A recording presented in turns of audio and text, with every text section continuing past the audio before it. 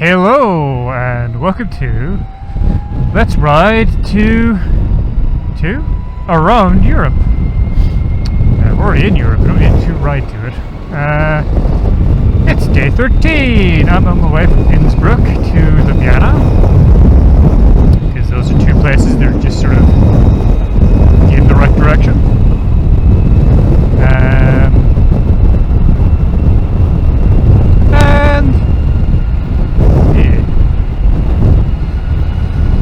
Left Flattach in Austria. There was a helicopter flying overhead there when I was charging. We filled up with some lovely green electrons. There's a hydro plant just there.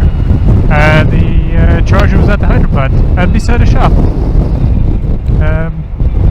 No loo, but overall, pretty good location. Can't complain. And also not connected to the shop, so not closed when the shop is closed, which you do find sometimes. It's connected to the power station. I mean, obviously it's connected to the power station, it's working. You know what I mean.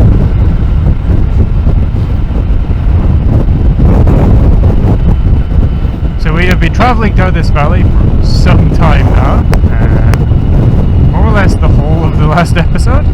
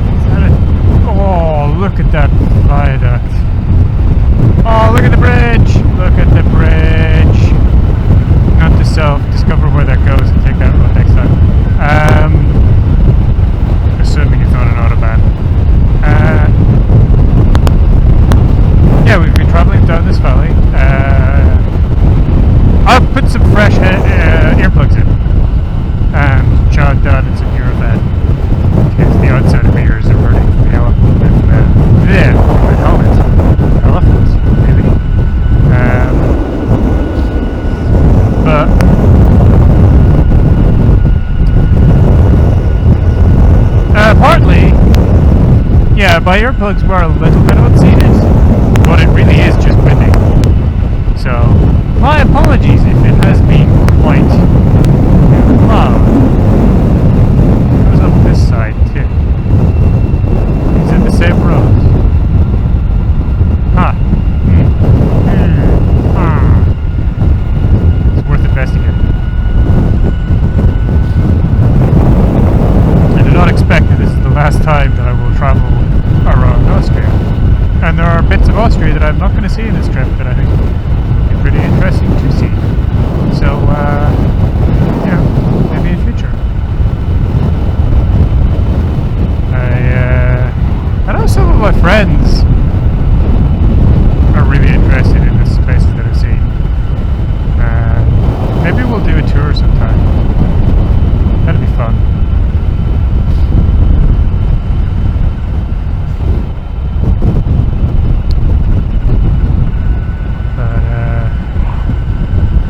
Yeah, I'm gonna need new tires when I get home. I just was looking at these tires, and they could be holding up better. I think that's probably an autobahn. Looking at it, there are multiple bridges. Oh well. But yeah, my tires are wearing a little harder than I thought they might. At least my rear one is anyway. Insert halo emoji here, but I mean, I'm still on the stock tires. These are the ones that came on the bike when I got it, and I put 11,500 kilometers on them, which is some number of miles. 11.5, it's about 7,000 miles.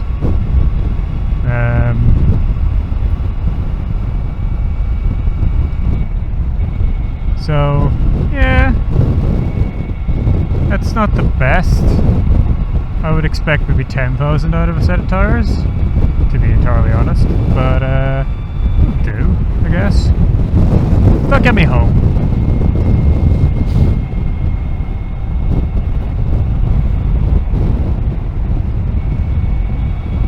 How many will I have done?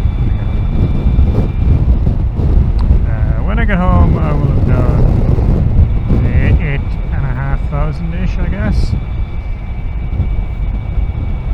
Yeah, we'll see what they're like.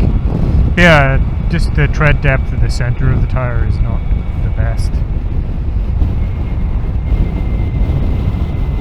It's still okay. It's just noticeably worn. It's a shame because there's basically no chicken strips in these tires. I've scrubbed them properly.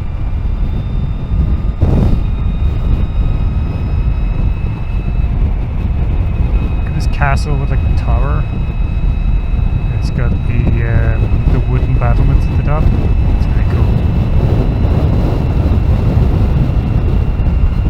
It's probably like on a bluff, a little valley behind it to make it more difficult to approach from different sides.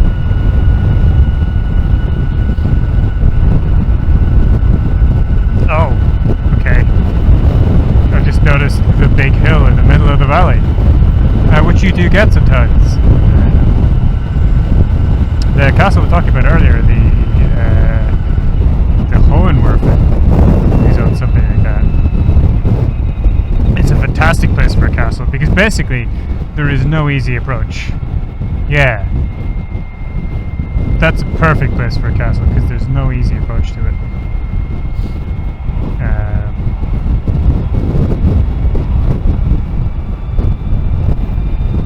Yeah, but look at this one. Looks like a proper neat little castle.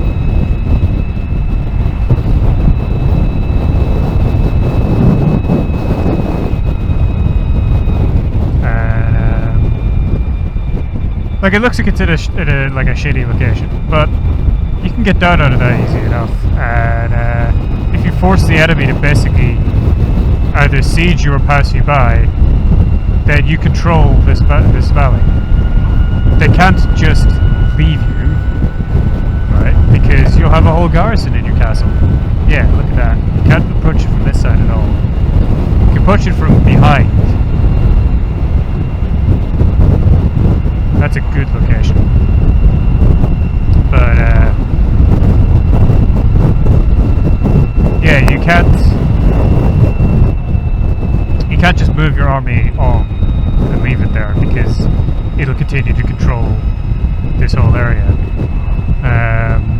Medieval warfare is very different from modern warfare. It's not like your army spreads out to occupy territory and stuff. It really is just you march around with your army until you meet the enemy. Falkenstein. Now that's a cool name for a castle. It's Castle Falkenstein.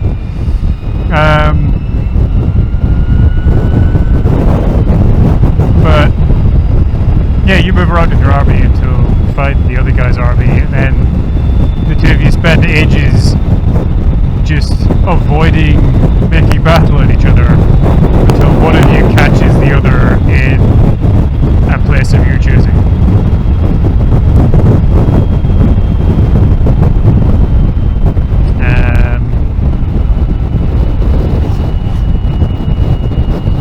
And if you don't capture a fortification like a castle, there's no point in leaving people behind because the castle will continue to dominate the landscape. It'll have a whole garrison. It'll have like a tiny little army inside it. And the moment you're gone, they're just going to come out and reassert their authority over the land that you marched through. Medieval warfare is not about controlling lands, it's about controlling like the castles that dominate the land. It's about controlling the cities. It's about installing lords who swear fealty to you, who do stuff for you.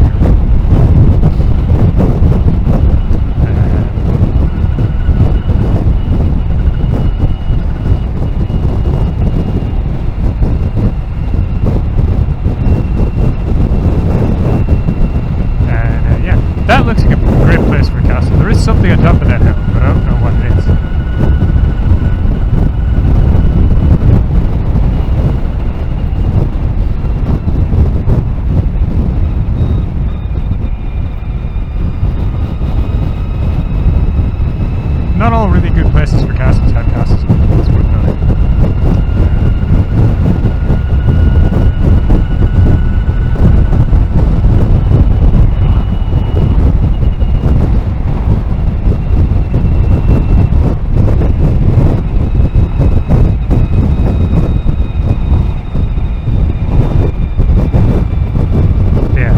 Does make a good castle though is location. Like, you know, your classic idea of a castle as being like a structure with a moat around it. You do get them, but a moat is something you build if you don't have a choice. You would prefer to have good terrain.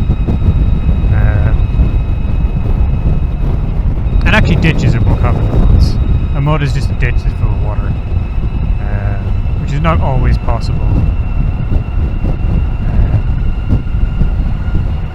Yeah, you want a castle to be sited high up, with difficult terrain leading up to it. There's a church in Dublin. You want it to be high up with difficult terrain leading up to it. That's why I said like Falkenstein's location was really cool, because there's only a limited number of approaches to the castle that you can reasonably use to attack him.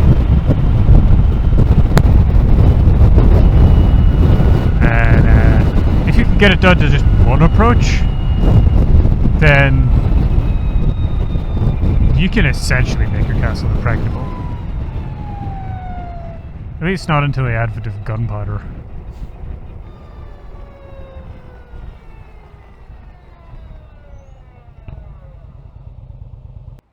Yeah, I've watched and read a whole bunch of stuff about castle design. Because, as we all know, I'm a massive nerd.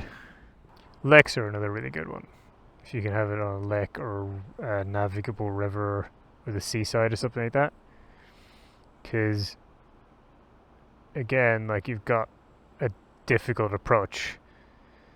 You can't bring an army in over a lake. Not with medieval technology, anyway. Where you go, buddy?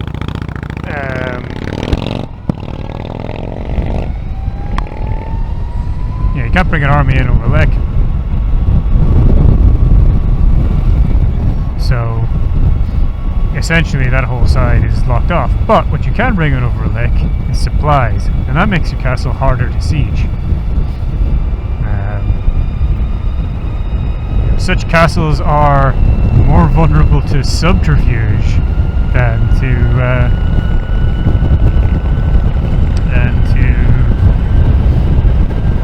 actual direct assault.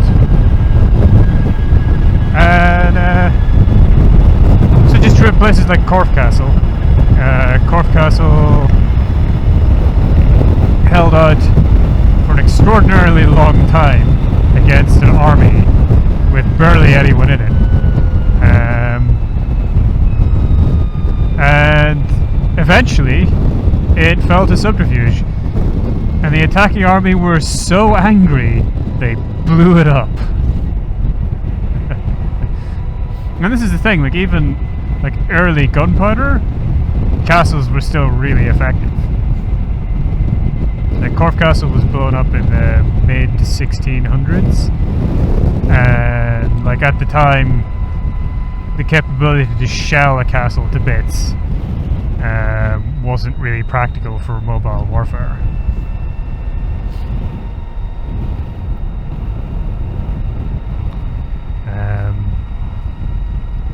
But they could blow it up once they got in. They just stuffed it full of gunpowder.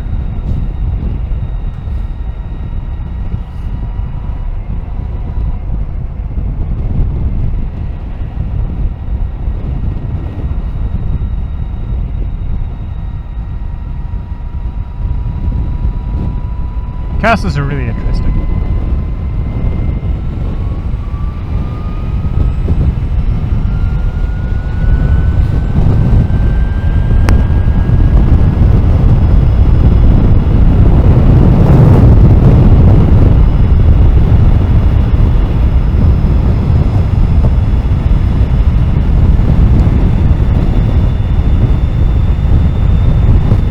I actually figured that this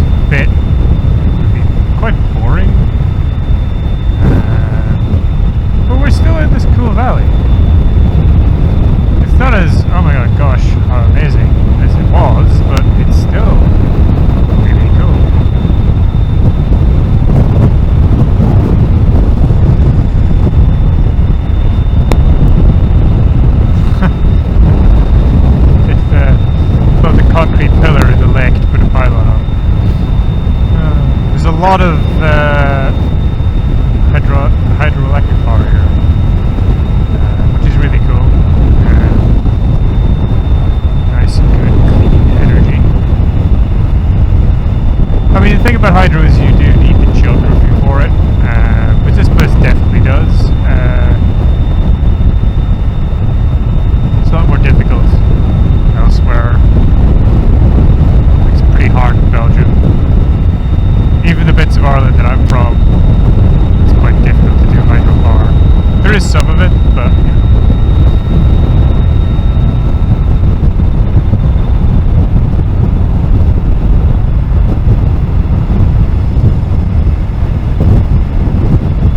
But now you might not have the geography for hydropower. Doesn't mean you don't have the geography of other kinds of power.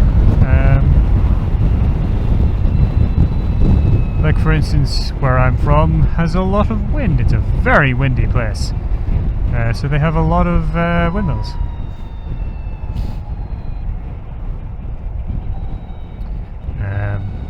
It might not be very mountainous where you're from, or it might be really dry, which makes it difficult, but it could be very sunny generally. Maybe you could do solar power, you know?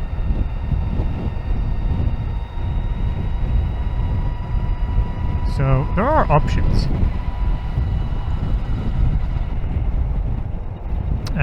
You know, the green power transition is not a one-size-fits-all thing. It's a railway. Okay.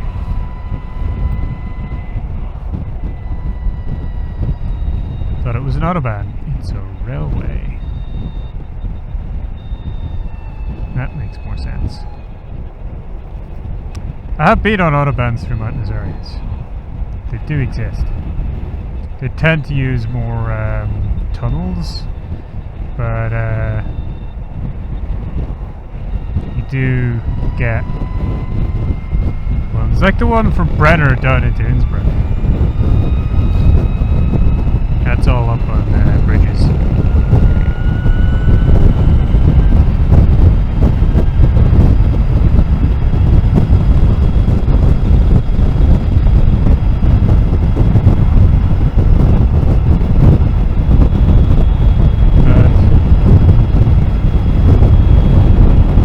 Yeah, the green energy transition is not like a one-size-fits-all solution. You know, it really depends what your geography and your climate allows for.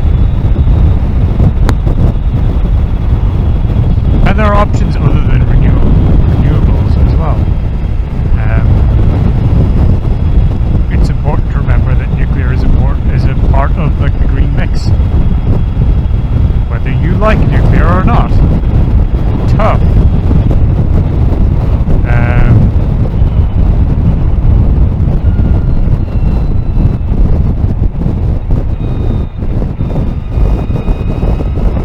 What's really important is just that you do something. You know? That you don't just sit there thinking, well, you know, it's such a big thing, and how can our little community really affect it? Well, you could do your bit. And if everyone did their bit, everyone working together would achieve immense change. You know? No one soldier wins the war.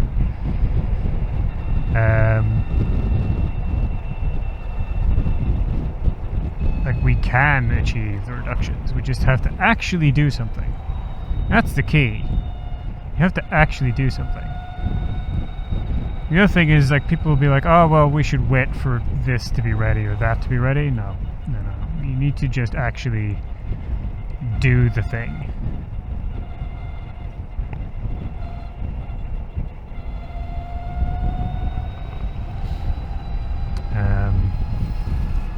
I think I did a video about this at some point. Like, it's probably like soapbox action this day, I think it is. Like, how waiting for technology to come along to save us is wrong. The technology that we need already exists, and the real challenge is to actually use it and to implement the changes in society that are required to achieve the reductions that we need.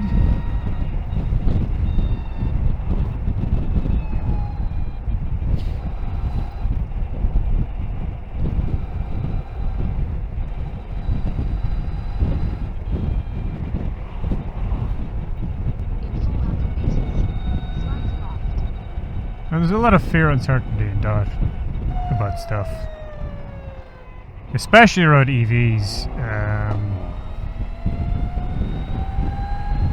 The science does seem to indicate these days that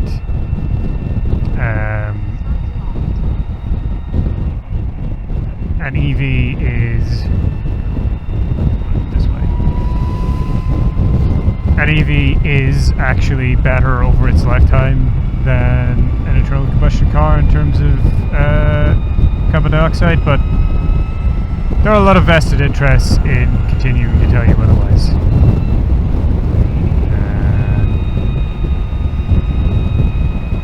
I didn't really buy this thing to be green.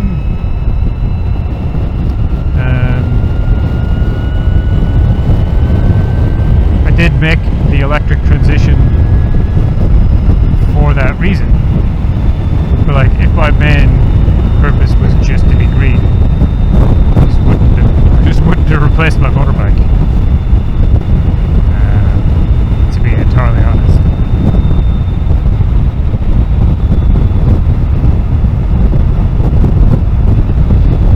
I'm not going to sit here and make like loads of green arguments about EVs. You can go and look that stuff up. It's not my job. I'm just here trying to enjoy myself by riding the future. And I think I've said before,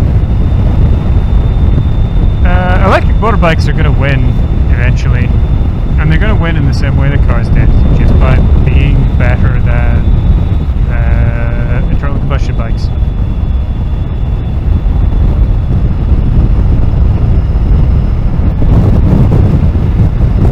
It's not there yet. I do think this bike is better than an internal combustion bike in many ways, but not always. And there are a few issues where I would say it's pretty acceptable for you to not consider them to be better. Like, I have had a lot of trouble with chargers. That's not a problem with the bike. That is a problem with the infrastructure. The range, it just not as good. That may improve. You know, there are some battery technologies on the horizon, but they're going to be 10 years coming to market.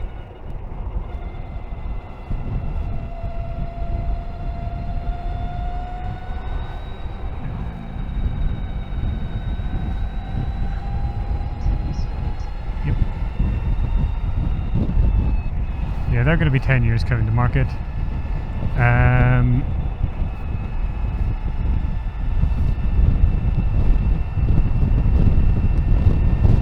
I think right now the big issue, frankly, from my perspective, is the battery's cooling system, which doesn't exist. If this bike had a cooling system, I could charge it in 5 to 10 minutes, and I wouldn't care where I stopped. I'd just be like, plug it in, charge it, done. I'll stop at a pub or a cafe or something elsewhere, and I won't care.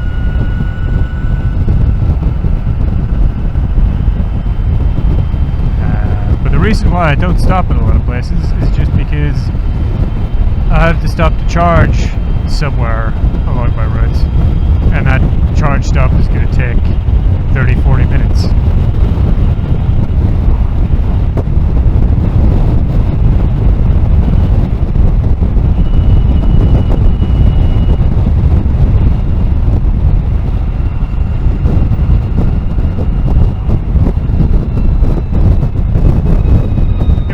If it was like 5 to 10 minutes, minutes and be like, yeah, this is kind of like having a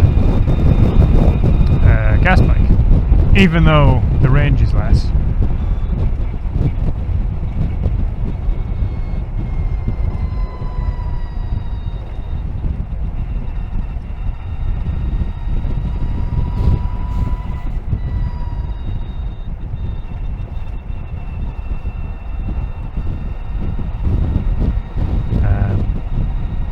And it's kind of like, it's not like a car.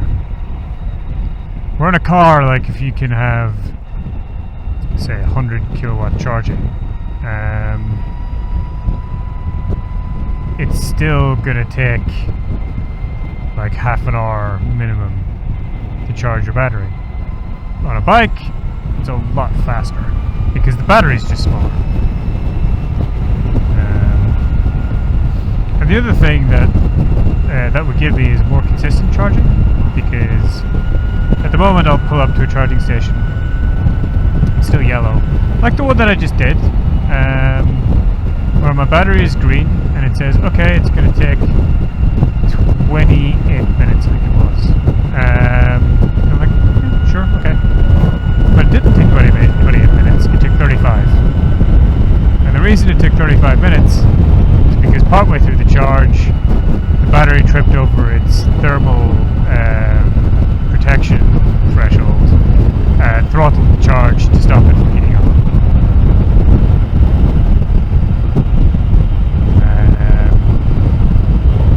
Active thermal management would help with that, but active thermal management is really hard to package in a motorcycle. It's so much easier in a car. Like all of the electric cars you see today have water-cooled batteries. This bike does not. And that's essentially what you're talking about. You're talking about like putting a water cooling system into the battery. But that takes up space and it's heavy. So in order to do that, you've got to remove some of the battery, which affects your range.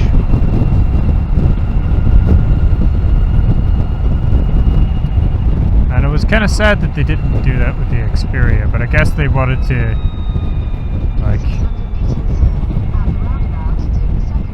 second exit. I guess they just wanted to ensure that the range would stay. Because with the Xperia, they built a whole new battery around a whole new frame. So that would have been a good chance to do it, but I'm guessing because they didn't, they just weren't able to. It's got a slightly bigger battery pack, but like not by a whole bunch.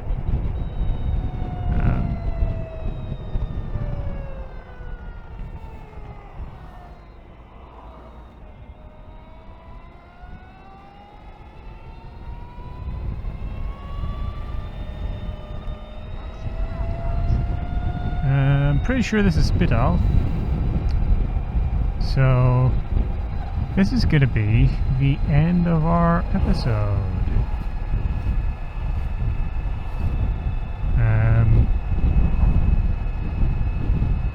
If you have anything to say, hit me up in the comments and tell me all about it.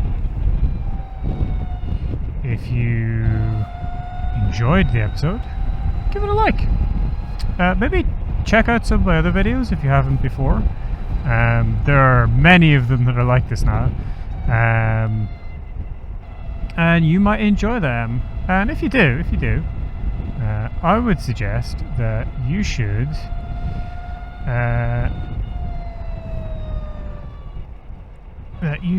subscribe and hit the bell. And on top of all of that, if you would like to reward me for entertaining you today, you can find my coffee link in the description below. Bye-bye.